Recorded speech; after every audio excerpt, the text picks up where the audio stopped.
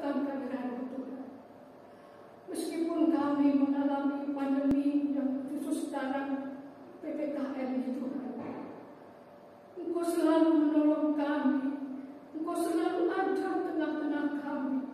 Tuhan Yesus, kami tidak putus-putus memuji, menyembah Engkau Tuhan, supaya Engkau hadir dan Engkau ada di dalam kehidupan kami. Terima kasih Tuhan Yesus. Kiranya pada saudari juga berdoa pada ibu-ibu di rumah Tuhan, meskipun dengan online ini Tuhan. Tidak putus-putusnya ibu selalu merindukan Engkau selalu itu Tuhan Yesus. Kami juga bersyukur di mana ibu dalam keadaan sehat, karena Engkau mengasihi, Engkau selalu ada, Engkau selalu menyertai di dalam pergumulan yang ada. Tapi Engkau menyisihkan waktu Tuhan, boleh kami tinggalkan untuk bersekutu dengan Tuhan Yesus. Terima kasih. Kiranya Tuhan pada sore hari ini kami mohon pimpinan-Mu dari awal, pertengahan hingga akhirnya Tuhan, hanya di dalam Tuhan Yesus Kristus boleh kami hidup. Haleluya, amin. Baik, kita akan menyiapkan hati kita untuk mendengarkan firman Tuhan. Kita pujikan mataku tertuju padamu.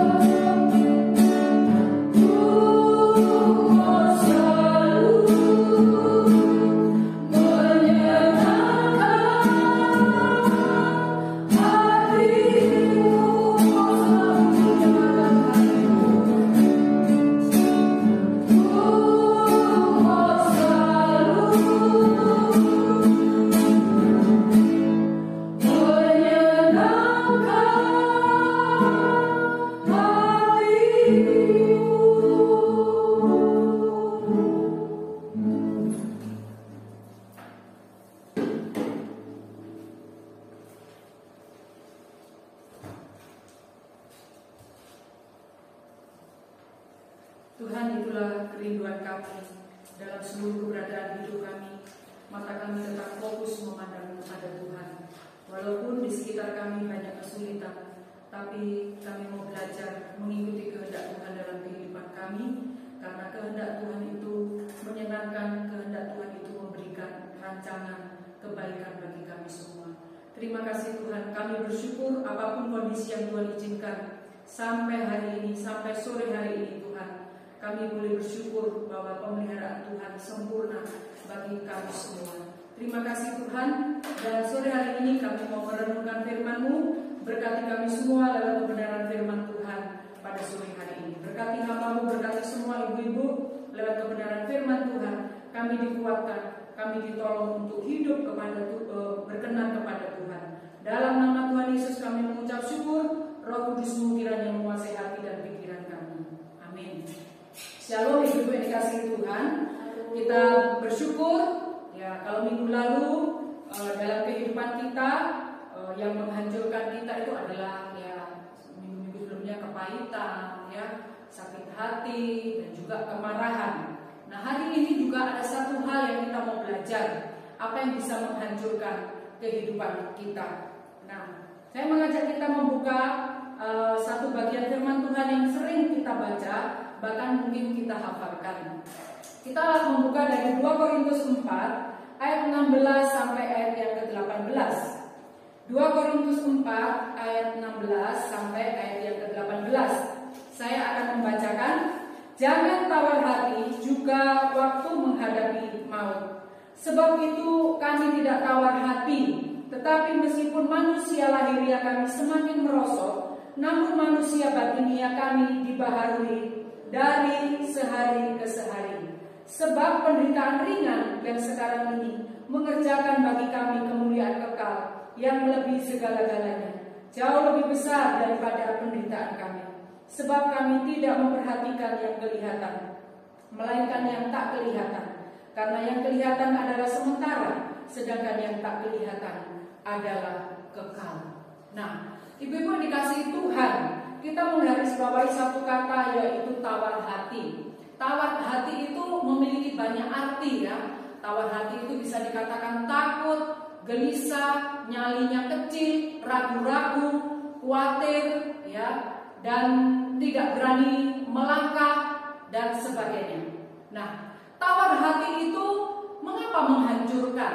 Di dalam Amsal dikatakan, jika engkau tawar hati pada masa kesesakan. Sekali lagi dikatakan, jika engkau tawar hati pada masa kesesakan, kecillah kekuatanmu.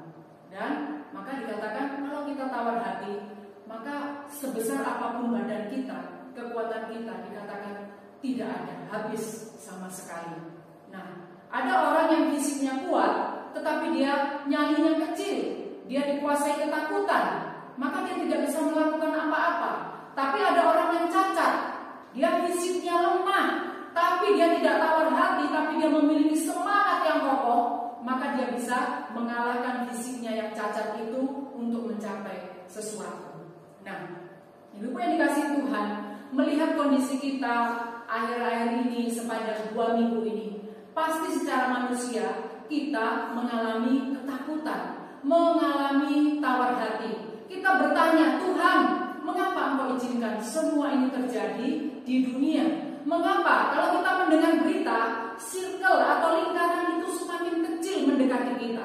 Orang-orang yang terdekat, sahabat kita yang terdekat, itu dalam waktu yang singkat dipanggil Tuhan. Saya dalam waktu 2 hari, ya, Pak Lek saya, adiknya ibu saya malamnya dipanggil Tuhan. Besok paginya sepupu saya dipanggil Tuhan. Dan yang menyedihkan, tidak ada yang bisa melayani. Bukankah itu kadang-kadang membuat kita tawar hati? Kita mendengar berita oksigen habis, obat habis dan sebagainya. Itu juga kadang-kadang membuat kita tawar hati. Dan kalau tawar hati itu terus kita pelihara, akan menghancurkan diri kita, menghancurkan kekuatan kita, menghancurkan imun tubuh kita, sehingga kita yang sehat menjadi sakit, yang sakit menjadi semakin parah, dan akhirnya meninggal. Nah, oleh sebab itu, sore hari ini kita belajar. Tema kita adalah dalam masa kesesakan tidak tawar hati. Nah, ibu-ibu yang dikasihi Tuhan, Paulus menuliskan firman Tuhan ini karena Paulus sudah mengalami apa namanya penderitaan. Di dalam ayat 8 sampai ayat 12, di situ dikatakan kami ditindas, kami tidak terjepit, kami habis akal, namun kami tidak putus asa, kami dianiaya, ya kami dihempaskan, bahkan dikatakan kematian, ya membawa kematian di dalam tubuh, dan juga di situ dikatakan terus-menerus diserahkan kepada maut. Nah, Paulus menuliskan firman Tuhan ini karena dia sudah mengalami apa itu penderitaan. Ya, kalau kita lihat dia dibuang, dimasukkan keranjang, dibuang, dianiaya dan sebagainya. Tapi mengapa di sini dalam masalah kesesakan Paulus mengingatkan kepada kita semua tidak tawar hati dalam masa kesesakan. Ya, Paulus di sini tetap bertekun karena dia punya tujuan mencapai garis akhir. Nah, yang kita pelajari mengapa ya Paulus di sini dapat bertahan dan tidak tawar hati karena dia memiliki cara pandang yang berbeda. Nah, orang yang memiliki cara pandang salah akan melihat kesulitan itu sebagai malapetaka. Tapi orang yang memiliki cara pandang yang benar ketika menghadapi kesulitan itu adalah satu kesempatan untuk dia berusaha dan menghasilkan sesuatu. Ya, sama-sama mungkin orang diperhadapkan hanya punya uang 10.000. Orang yang menilai sesuatu hanya berdasarkan keterbatasannya, maka dia biarkan uang 10.000 itu menyerah. Tapi orang yang memiliki cara pikir yang benar, uang 10.000 itu mungkin dibelikan tepung, dikasih telur, dibuat kue, dan mungkin dijual atau dibagikan kepada orang lain. Sama-sama punya uang 10.000, tetapi menghasilkan hasil yang beda karena pola pikir yang berbeda juga. Dan di sini Paulus, kalau kita lihat, dia memiliki cara pandang yang benar tentang penderitaan, sehingga dia tidak tawar hati. Nah, di sini yang pertama ada 3 hal kita pelajari. Yang pertama, Paulus melihat bahwa manusia batinianya itu diperbaharui. Paulus menyadari di dalam ayat 16, ya, fisik itu semakin tua semakin merosot. Apalagi kalau kita lihat secara fisik, Paulus itu sering mengalami kelaparan. Dikatakan, aku tahu apa arti kekurangan dan kelebihan. Dikatakan, dia mengalami kelaparan, kurang tidur, sakit berkali-kali, dianiaya secara fisik. Itu kalau kita lihat di dalam Galatia pasal 6 ayat 17, mengalami luka tubuh begitu banyak, ya, dilempari batu, bahkan dikatakan dia mengalami penderitaan fisik yang luar biasa. Di dalam 2 Korintus, kalau kita lihat pasal yang ke-11 ayat 28, ayat 23 sampai 28, di situ dikatakan apa? Kalau kita mau lihat, 5 kali aku disesat orang Yahudi, setiap kali 40 kurang 1 pukulan, dicambuk, ya, 3 kali aku didera, 1 kali aku dilempari dengan batu, 3 kali mengalami karang kapal, semalaman aku terkatung-katung di tengah laut. Dalam perjalanan aku sering diancam bahaya banjir, bahaya penyamun, bahaya dari orang Yahudi, dari orang bukan Yahudi, bahaya di kota, di padang gurun, di tengah laut, bahaya dari pihak saudara-saudara palsu, dikhianati oleh orang-orang terdekatnya. Di dalam ayat 27, aku banyak berjerih lelah, kerja berat, tidak tidur, aku lapar dan dahaga, aku sering berpuasa, kedinginan, tanpa pakaian, dan tanpa menyebut banyak lagi, masih banyak lagi penderitaan yang dialami oleh Paulus. Kita mungkin belum seperti Paulus terombang-ambing di tengah laut, dilempari batu. Tetapi kalau kita melihat di sini, Paulus tidak tawar hati karena dia memiliki cara pandang yang benar, bahwa walaupun fisik merosot, tapi yang penting adalah bagaimana batin itu terus, ya, diperbaharui oleh Tuhan. Paulus di sini banyak mengalami yang namanya penderitaan, tapi penderitaan itu bisa dilaluinya oleh karena Tuhan. Nah, jadi ibu-ibu yang dikasihi Tuhan, Kita belajar di sini Paulus tidak mengabaikan penderitaannya secara fisik. Dia tahu dia menderita, tetapi di sini dia memberikan satu pemahaman kepada kita. Dijaga apapun fisik kita ini akan merosot. Tapi yang paling penting, cara pandang Paulus sehingga dia tidak tawar hati, tidak kecewa, tidak ragu-ragu mengikut Tuhan sekalipun dia menderita adalah rohaninya diperbaharui oleh Tuhan. Nah, itu bagaimana? Dikatakan manusia batinia kami diperbaharui dari hari ke sehari. Nah, karena Paulus tahu yang paling penting itu adalah rohaninya diperbaharui dari hari ke sehari, yang dikerjakan melalui penderitaan. Jadi melalui penderitaan Paulus tahu Tuhan sedang memproses dia. Bagaimana cara Tuhan memperbaiki manusia batinianya adalah lewat penderitaan itu dia belajar bersyukur. Lewat penderitaan itu dia belajar bertumbuh di dalam Tuhan.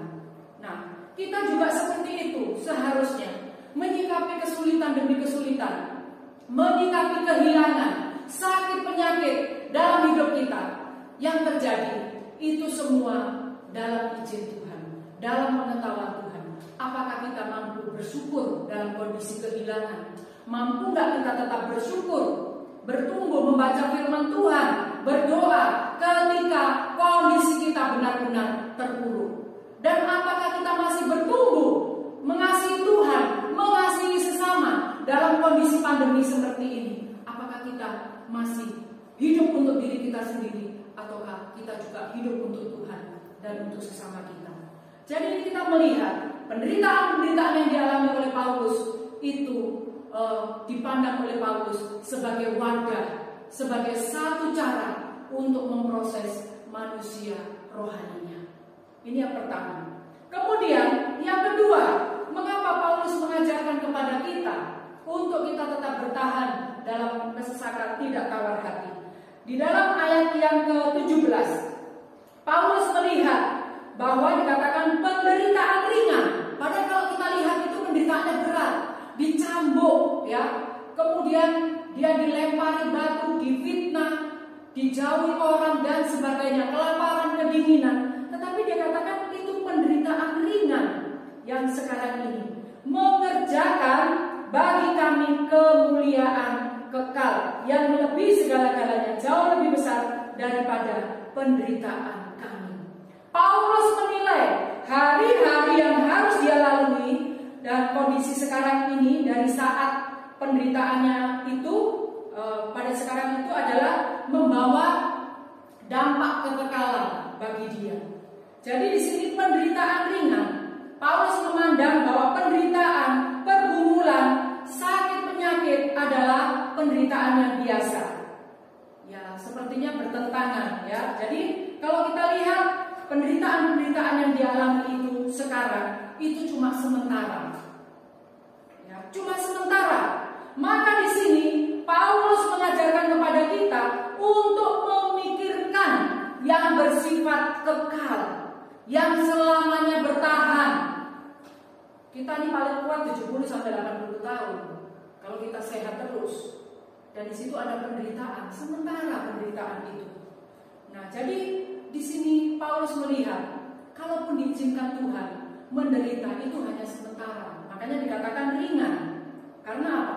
Penderitaan itu adalah sarana yang dipakai Tuhan untuk mendapatkan buah yang bernilai kekal. Artinya apa?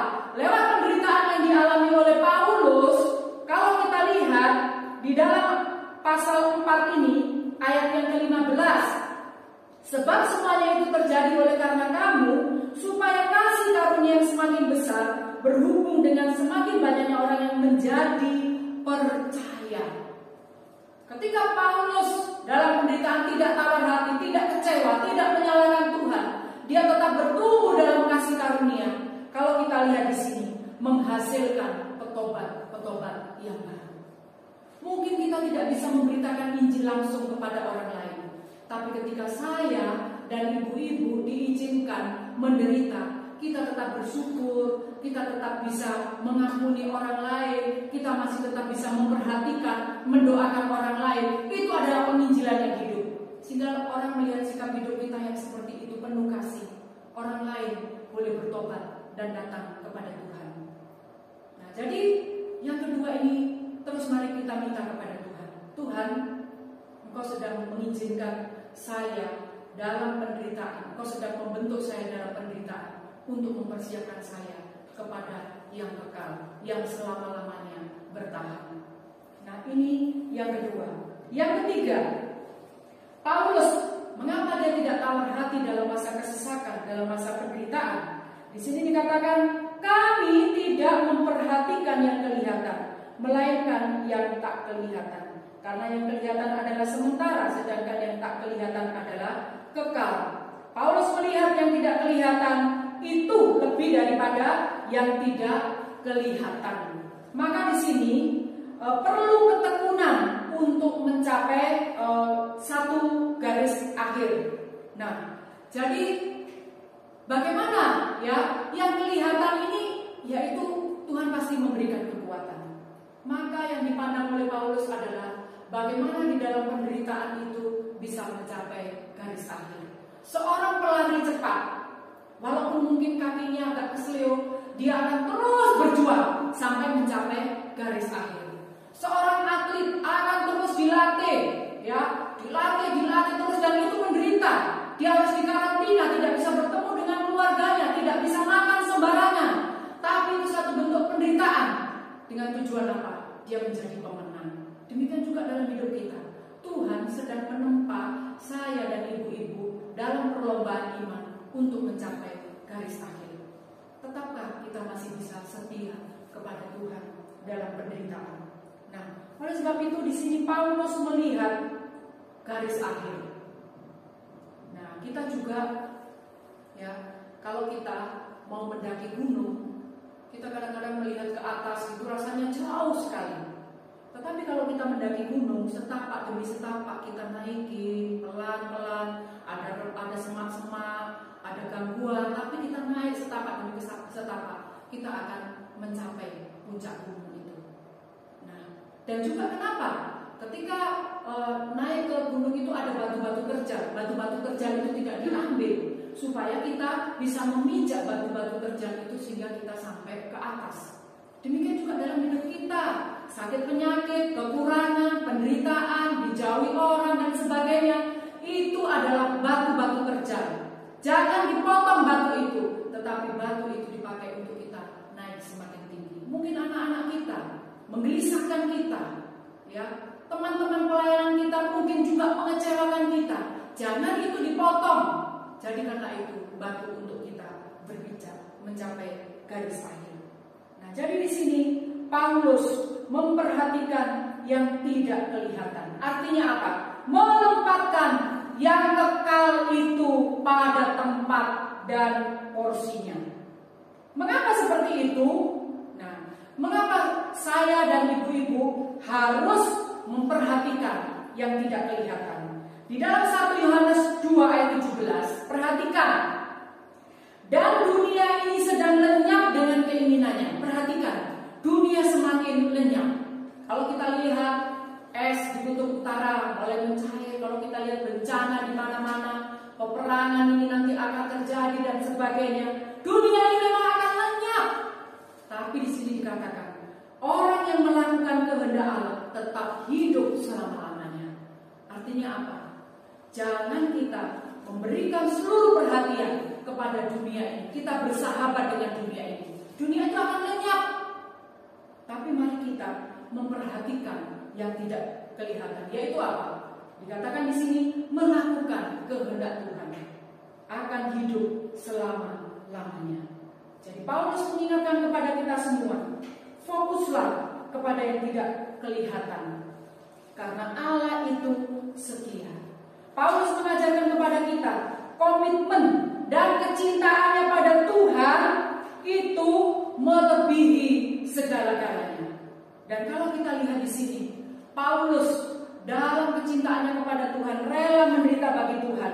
Di dalam 1 Korintus 11 ayat 1 dikatakan, jadilah pengikutku sama seperti aku juga menjadi pengikut Kristus. Jadi lihat keteladanan hidupnya Paulus tidak mau orang hanya mengikuti dia, mengidolakan dia, tetapi dia mau semua orang menjadi pengikut Kristus.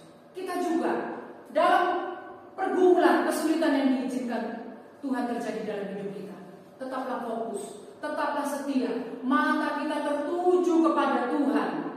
Maka lewat kesetiaan kita, Tuhan akan menjadikan orang-orang di sekitar kita menjadi pengikut Kristus. Dan akhirnya Paulus di sini di dalam ayat 18 mengajarkan kepada kita, dia menundukkan diri kepada Allah Tritunggal yang mengutus, yang memanggil dia untuk melayani Tuhan. Maka dikatakan dia tidak tawar hati, hatinya menyala-nyala untuk melayani Tuhan. Di dalam 2 Timotius 2 ayat 10 dikatakan, aku telah mengakhiri pertandingan ini. Nah, ibu yang dikasihi Tuhan, kesimpulan dari firman Tuhan pada sore hari ini, mintalah Tuhan terus memperbaharui manusia batinnya kita. Mintalah Tuhan terus menguduskan, memurnikan kita supaya kita semakin dewasa di dalam Tuhan Yesus. Di dalam kondisi pandemi seperti ini, Tuhan sedang menguduskan saya dan ibu-ibu. Apakah kita berharap kepada yang kelihatan atau tidak kelihatan? Dan kalau kita melihat sekarang, ya, mau berharap kepada yang kelihatan, semua mengecewakan. Manusia begitu rakus, oksigen semua diborong, obat diborong, tidak ada kasih, tidak ada peduli lagi. Bagaimana? Mari kita berharap kepada Tuhan. Fokuslah pada Tuhan yang tidak pernah mengecewakan kita. Jadi yang terakhir, jangan tawar hati, kekecewaan, ragu-ragu, yang nyali kecil itu menguasai hidup kita. Dia akan menggerogoti kita, menghancurkan kita. Nah, oleh sebab itu menjadi perenungan bagi kita. Apakah saya hari ini melihat kepada kemuliaan yang bernilai kekal, ataukah saya justru melihat kepada penderitaan yang sementara ini, menyesalinya, dan saya menyalahkan Tuhan? Mari kita, ya, ibu-ibu yang dikasihi Tuhan, melihatlah pada kemuliaan kekal. Hidup kita cuma sementara. Ya, kalau kita lihat kemarin itu ada bos bosnya Samator, terus kemudian ada satu lagi seorang yang sangat kaya, dia sampai menghabiskan dana 100 juta dirawat di sebuah rumah sakit karena dia kena COVID. Lewat juga. Kita semua sudah menunggu giliran. Tapi kalau kita tidak tawar hati, kita melihat kepada kemuliaan Tuhan, melihat kepada panggilan Tuhan, melihat kepada yang kekal, maka apapun kondisi yang Tuhan izinkan, kita menjadi orang yang kuat, bukan orang yang seperti kerupuk melempem. Ya, kelihatannya besar, padat, tetapi tidak punya apa-apa. Nah, oleh sebab itu, mengakhiri firman Tuhan ini, mari kita bertanya kepada diri kita, Tuhan, apakah mata saya tertuju kepada Tuhan yang senantiasa membentuk diri saya, atau mata saya tertuju kepada penderitaan, kesulitan, dan juga kepada orang lain? Mari kita mengarahkan hati kita, mengarahkan mata kita untuk terus tertuju kepada Tuhan. Sekitar situasi boleh berubah, tapi ingatlah, firman Tuhan, kuasanya, kasihnya tidak pernah berubah dari dulu sekarang sampai selama-lamanya. Mari kita berdoa. Tuhan, kami mengucap syukur untuk firman-Mu pada sore hari ini. Biarlah firman Tuhan berbicara, menyegarkan kami, menegur kami, mengoreksi kami, menolong kami, memberi kekuatan kepada kami, bahwa penderitaan-penderitaan yang Tuhan izinkan yang kami alami adalah sementara. Maka tolonglah kami terus memandang kepada kekekalan, memandang kepada rencana Tuhan. Kami setia dan fokus kepada Tuhan. Tuhan akan memeliharakan kami. Meteraikanlah firman Tuhan dalam hidup kami. Dalam nama Tuhan Yesus kami berdoa. Amin.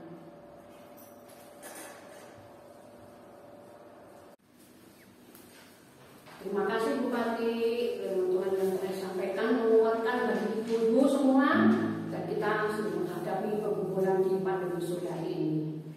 Kita akan berdoa syafaat dan doa berkat. Namun sebelumnya kita akan menggunakan pujian lagu penutup dulu, yaitu Ikut Dikau Saja Tuhan.